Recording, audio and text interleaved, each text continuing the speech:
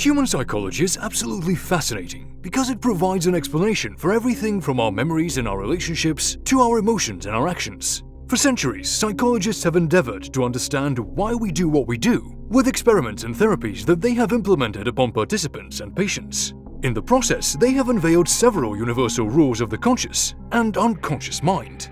With some practice and dedication, you can even implement these rules in your own interpersonal interactions and day-to-day experiences.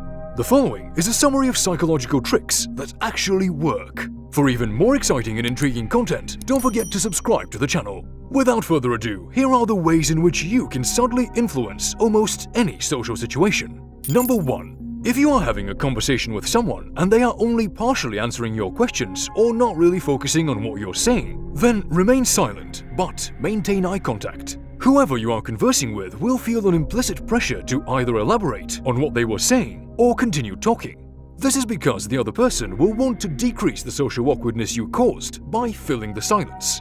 Number 2.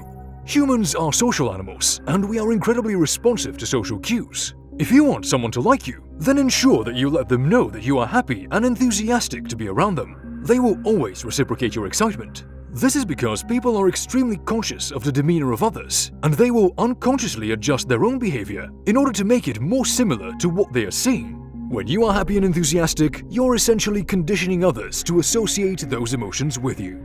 Number 3. This may sound unusual, but warm your hands before you shake hands with someone by rubbing them together. First impressions mean everything, whether you're in a personal or professional social setting, and the quality of your handshake means more than you may initially think. This is not to say that warm hands somehow make you more desirable or likable, but cold and clammy hands definitely have the opposite effect. After all, a cold and clammy hand indicates nervousness. A dry and warm one, on the other hand, demonstrates assurance. Number 4.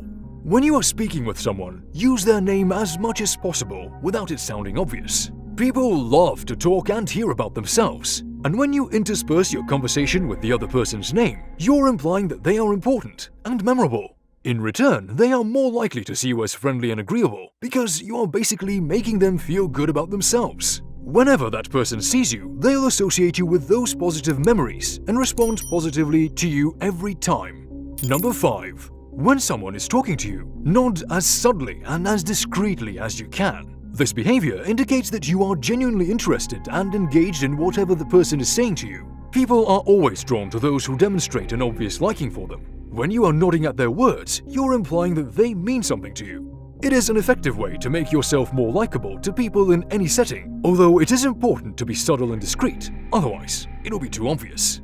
Number 6.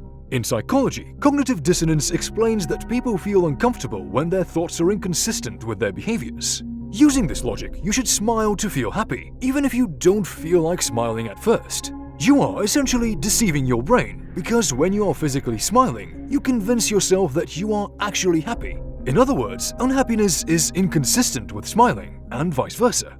This way, you are forcing your brain to readjust itself so that how you feel is compatible with how you are behaving. If you want to be truly happy, just smile, and your brain will do the rest. Number 7. When you're asking something from someone, never begin with the words, "Could you?"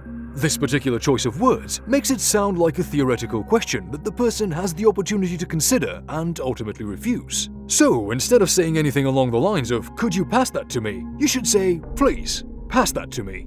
It is a subtle difference, but instead of leaving it to their discretion, you are informing them that you have made the decision and you want them to do that for you. We are social creatures, and our lives, memories, and experiences are essentially made up of our interactions with other people. Considering how important they are, it is always a good idea to invest in our interpersonal skills. With the psychological tricks which we've covered, you'll be able to master the art of social interactions in no time. Sure, whilst it may take some practice initially, the results will undoubtedly make your efforts more than worthwhile. Knowledge is power, and we hope that we have empowered you with this exploration. If you would like to see more, or to follow our own phrasing advice to see more, then please like, share, and subscribe to this channel.